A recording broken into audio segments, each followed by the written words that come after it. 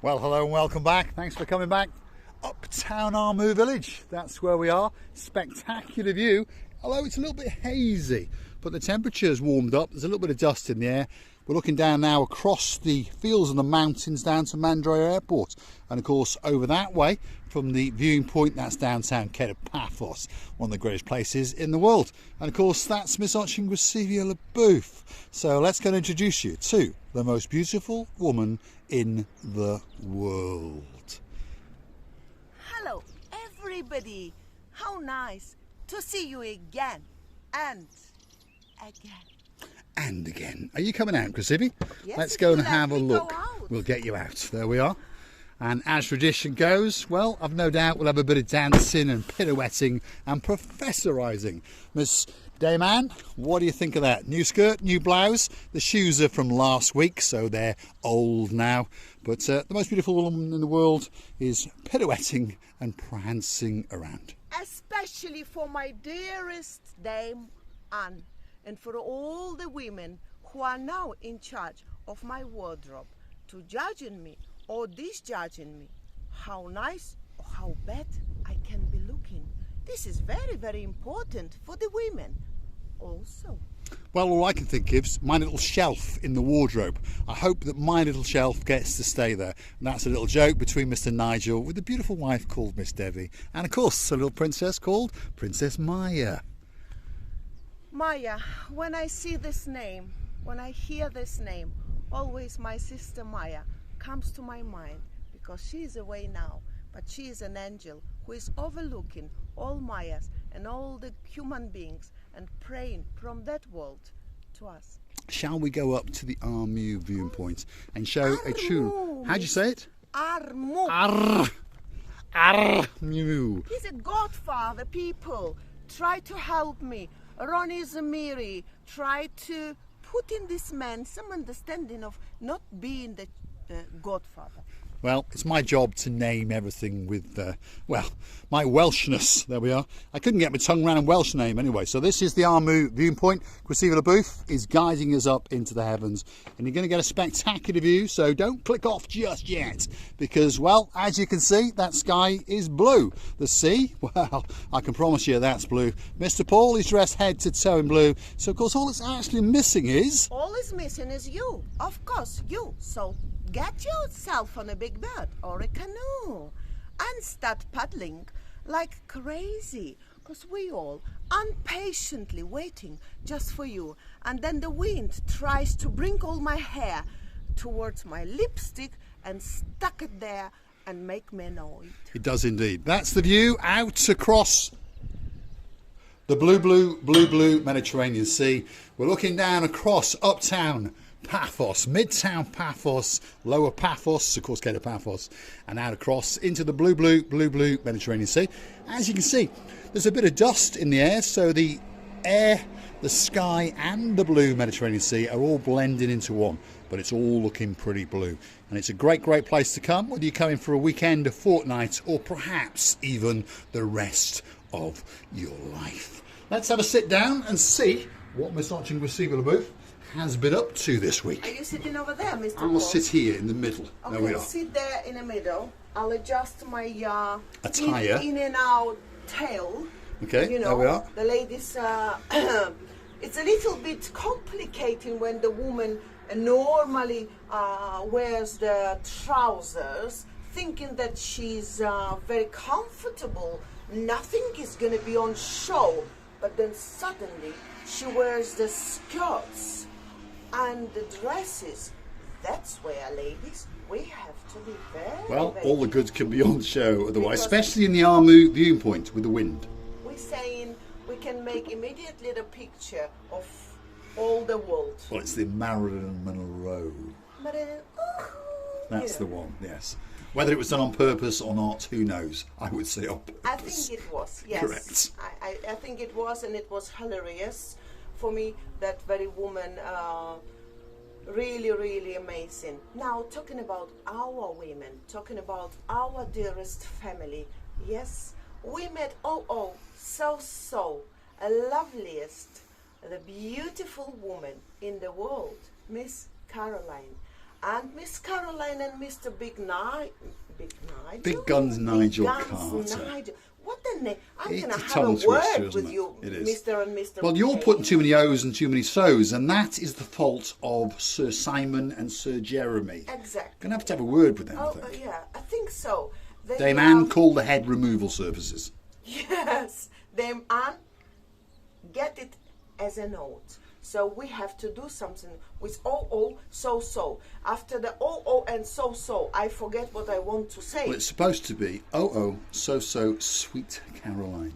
And of course, Nigel Lord Big Guns likes to sing the classic song, the Barry Manilow song. And it's, oh, Caroline. Nope, sorry, that's it, shut up now. That's Nigel's job. Well, it was a greatest pleasure.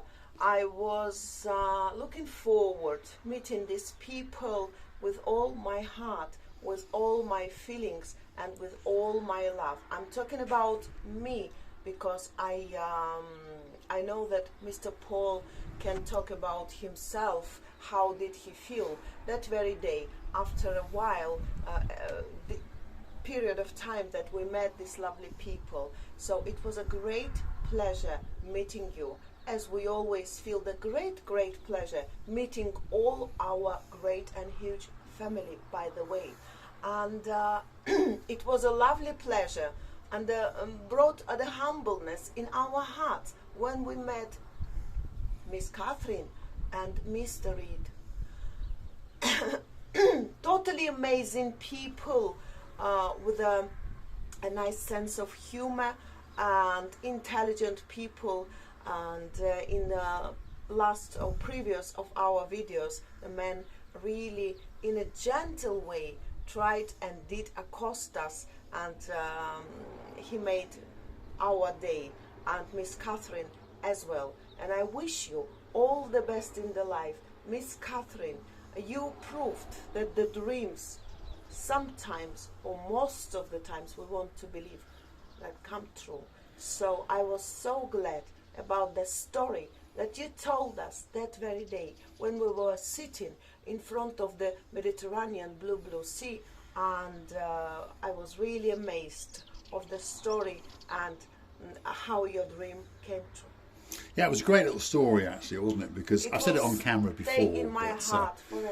This lady, as a young girl, used to go riding around just outside from a council estate where she was brought up with a friend on her bicycle. And they used to ride past the house, and she fell in love with that house, and she said to her friend, one day, hopefully my dream will come true and I will buy that house. And guess what?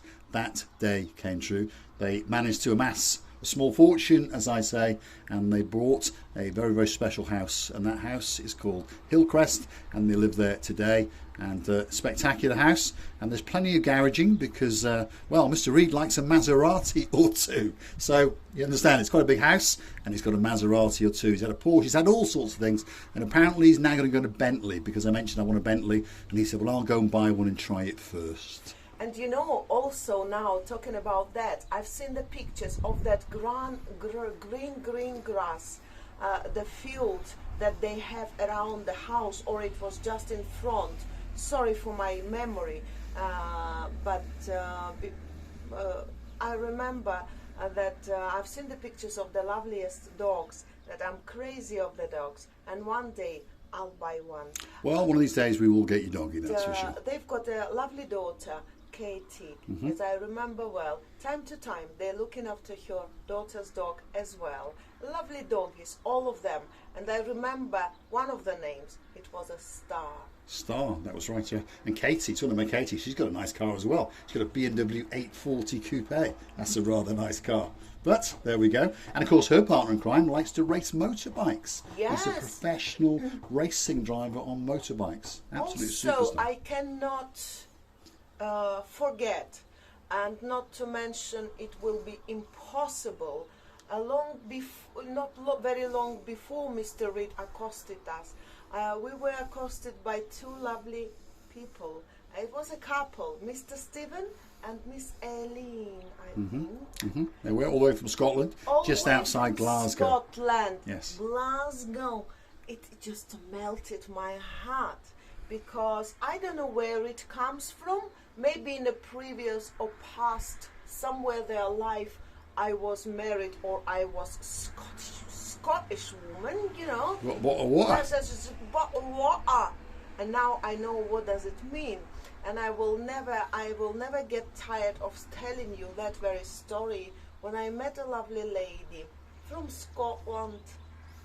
Is it correct? They all think you're making fun of Scotland, but just so you understand, watching Grisivia LaBouffe, that's the beauty there. She loves the Scottish accent, as I do, by the way. Yeah. And we've got some superstars up there. Mr. Doug, he's from Scotland. Stuart Frampton, he's from Scotland. Really? My cousin King James, his Queen Karine, and of course the princess, the one and only princess Dali. They're from Scotland. They are indeed. Well, it will be. You know, I'm getting very excited now, and I really love the accent and the pronunciation of Scotland, Scottish people. And I don't know what it is. I have to say that every time I hear when they, in a conversation, we do agree or disagree in something, and in the agreeing of something, they always say, this is melts my heart, and I'm going to be like a river to split together with the Mediterranean. So that's it, blue, moving to Scotland. Blue. Yes? It's lovely. Ayrshire, that's a nice part of Scotland. And the weather is quite suitable to me, because I remember one lady said to me, every time when I come here to Cyprus, it's a sunshine, it's a lovely weather, I don't put so much clothes on me, it's so nice and relaxing, she said. But when you're in Scotland, yes, I know, she said, I've got many relatives and I've got my own family there, and I have to stay there because she was working then. And she said, but when the sky is hanging over you, just you think it's somewhere here, it's not really nice, she said. And I said, I would love to go and live to Scotland. Well, there's a lot of people who do choose Scotland, and there's a lot of great Scottish people in the world, that's for sure. And also I would love to mention that our dearest Barnhorks coming. They're coming to town. Our dearest Louise and our dearest Mr. John. And I'll never forget the present of Fionn as a video, how she was dancing Chichotka. It was like a ghost woman who came out of some wall, you know, making this aggressively dancing, which was very hilarious. Fionn, I will never forget it, and it stays in my heart like one of the greatest episodes in the life. Well, I love the her at the end. I love it. And whether it was John, that's the father, or whether it was Harry the keeper, we don't know. She was wearing the scarf. She had a scarf, she flicked it. She had a certain je ne sais quoi. And she's going to, well, melt our hearts, because according to Louise, she's got one of the greatest voices in the world. So Fern's got a lot to live up to, that's for sure. I'm looking forward, Miss Fionn. I'm looking forward for it.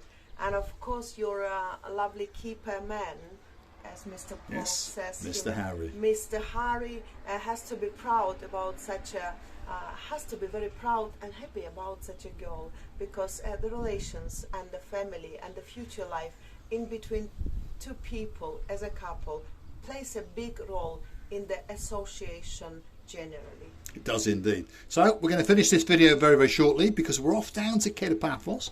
We will be live on the Cape Paphos Promenade and the harbour area yet again. But after that, we are going to mosey on down to the Royal Restaurant, and we're going to bump into the superstars known as Miss Catherine and the superstar known as Mr. Reed, because they're off back to just outside Darlington tonight. They're flying home tonight. Darlings, too many darlings living there. There's a lot of darlings in our family, that's for sure. There's a lot of darlings living there.